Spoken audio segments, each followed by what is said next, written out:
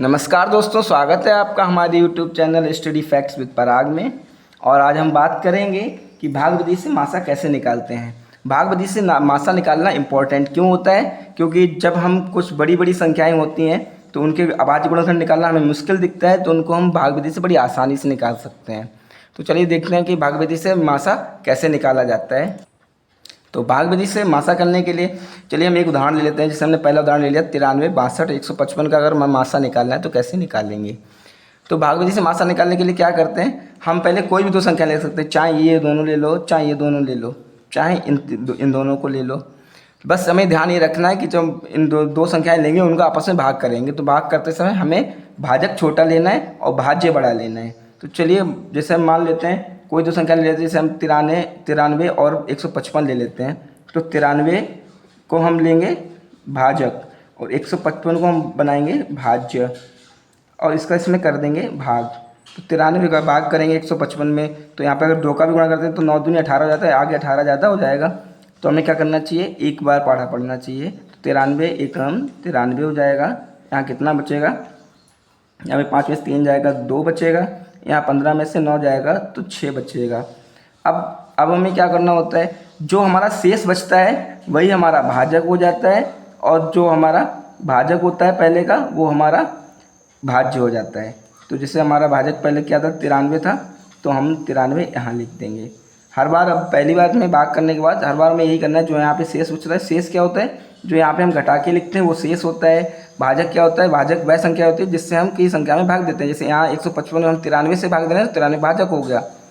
और भाज्य क्या कौन संख्या होती है, तो जिस संख्या में भाग दिया जाता है, जैसे 155 में भाग दिया जा रहा है तो 155 भाज्य होगी। तो अब हमें ध्यान रखना है कि जो भाजक होता है वो हमेशा हर बार में भाज्य बन जाएगा और जो शेषफल होता है वो भाजक बनता जाएगा। ऐसे हम कंटिन्यू आगे करते चले जाएंगे। अब 62 का ध्यान देंगे तो फिर से एक बार जाएगा 62 एक हम 62, क्यों 2 बार करने पर ज़्यादा हो जाएगा, क्यों वो 124 हो जाएगा। अब इसको घटा देंगे, 3 में से 2 जाएगा, 1 बचेगा, 9 में से 6 जाएगा, 3 बचेगा। अब फिर से अब ये जो शेष बचा ये भाजक हो जाएगा और ये जो भाजक था ये भाज्य बन जाएगा। इसको यहाँ लिखेंगे। फिर से 62 में 31 भाग देंगे तो 62 का 2 बार भाग देने पर 31 दूनी 62 हो जाता है। 2 बार गुणा किया 31 से तो 62 प्राप्त हो गया। तो ये पूरा घट गया, यहाँ पे 0 बचा।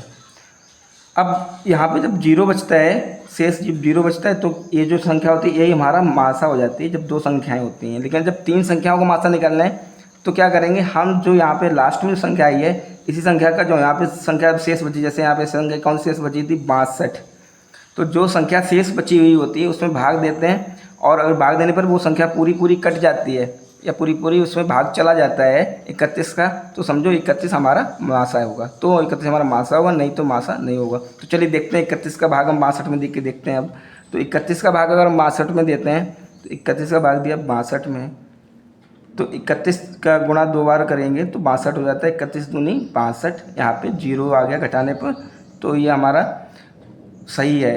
हमारा यहाँ पे मासा कितना हो जाएगा, तो 93, 62 और 155 का मासा हमारा कितना हो जाएगा, हमारा मासा हो जाएगा 31। आशा करता हूँ दोस्तों आपको समझ में आया होगा। चलिए एक उदाहरण और ले लेते हैं।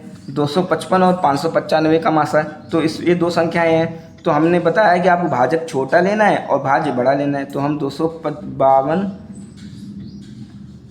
को 595 में भाग देंगे। तो यहाँ पे हमारा भाजक 252 है और 595 में भाजक है। तो यहाँ 5 2 का 2 बार गुणा करें तो 4 होता है, आगे वाले से मैच कर लेते हैं। और अगर 2 का 3 बार गुणा करते हैं 2 3 6 हो जाएगा, यहाँ 5 है तो ज़्यादा हो जाएगा, तो 2 बार गुणा करके देखते हैं। तो 2 बार यहाँ 2 लिखा तो 2 दूनी 4 हो गया, 2 पंचे 10 होता है, तो 1 हाथ से हो जाएगा, 2 दूनी 4 और 1 5, 504 हो गया। इसको घटा लेंगे, यहाँ क्या कितना बचेगा, 5 में से 4 जाएगा, 1 बचेगा, 9 में से 0 जाएगा तो 9 बचेगा, 5 5 जाएगा, कुछ नहीं बचेगा। यहाँ पे क्रॉस लगा देते हैं। अब हमने आपको बताया है कि जो हमारा शेष फल होता है वही भाजक बन जाता है और ये जो होता है वो भाजक हमारा भाज्य बन जाता है। तो 252 भाज्य हो जाएगा। अब फिर से करेंगे इसका भाग इसमें, तो कितनी बार जाएगा, यहाँ पे 25 है तो 9 दूनी 18, 9 3 27 होता है, तो 27 ज़्यादा होगा तो 2 बार करके देखते हैं। तो 2 एकम 2, 9 दूनी 18, 182 हो गया, 182। अब हम इस यहाँ 2 में से 2 हो गया, घटाएंगे तो कितना बचेगा, 2 में से 2 हो गया 0 बचेगा, और 5 में से 8 गया तो कितना बचेगा, 5 में से 8 जाएगा नहीं, तो यहाँ से हासिल लेंगे तो 15 में से 8 जाएगा तो कितना बचेगा, 15 में से 8 जाएगा तो 7 बचेगा। हमारा 70 बचा, हमारा 70 का भाग फिर से हम 91 में देंगे, तो अब कितने आ जाएगा, तो 70 एकम 70। अब हमारे यहाँ कितना बचा, 21 बचा, 1 में से 0 गया तो 1 बचा, और 9 में से 7 गया तो 2 बचा। अब 21 में हम भाग देंगे, फिर से किसका भाग देंगे, 70 का, तो 21 यहाँ 63 होता है, घटाएंगे तो कितना बचेगा, 7 बचेगा।